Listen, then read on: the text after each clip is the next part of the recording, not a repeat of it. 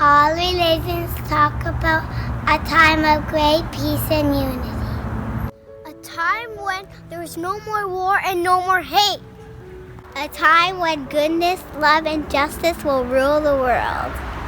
All religions talk about this time, but somehow nobody ever really thinks it's going to happen. But in the early 1800s, something called millennial fever started to spread.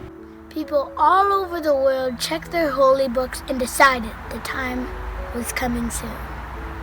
And so they began to watch and wait for a new divine teacher who would bring the long-awaited time of peace.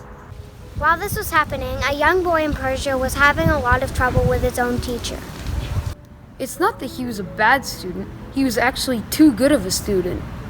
He could solve really hard problems really easy. The boy knew things more than the children, more than the grown-ups, more than the teacher. He would often get lost in prayers for hours and hours. At first, the boy's teacher thought he was just very unusual.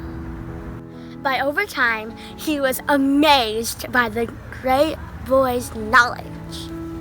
Eventually, the boy's teacher took him back to his uncle and said, "He is not to be treated like a mere child. He has no need for teachers like me." The boy's uncle did not understand. He sent the boy back to school and scolded him on how he should be like his fellow students. But no matter how hard the boy tried, his wisdom and knowledge could not be contained, and soon he left school altogether.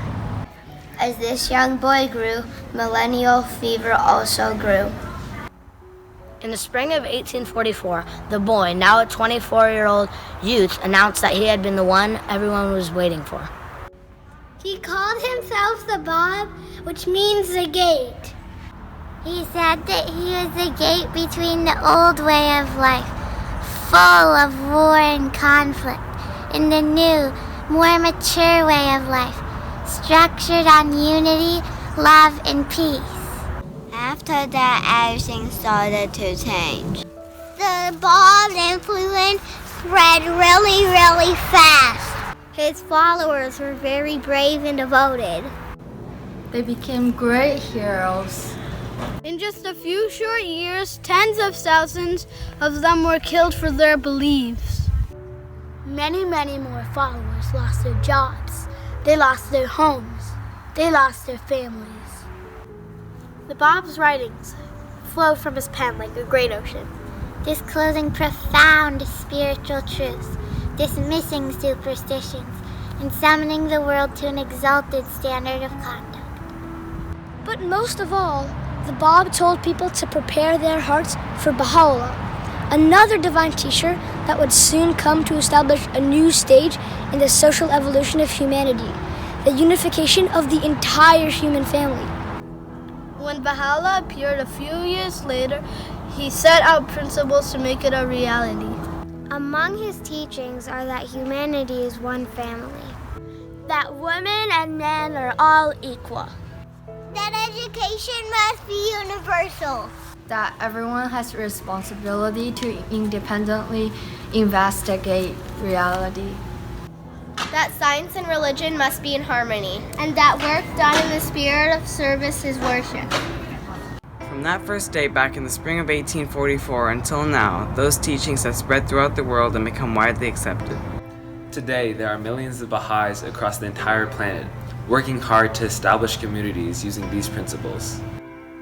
We try to focus the light of Baha'u'llah's teachings on the many, many, many, many problems of society, and bring about spiritual, social, and material progress for everyone.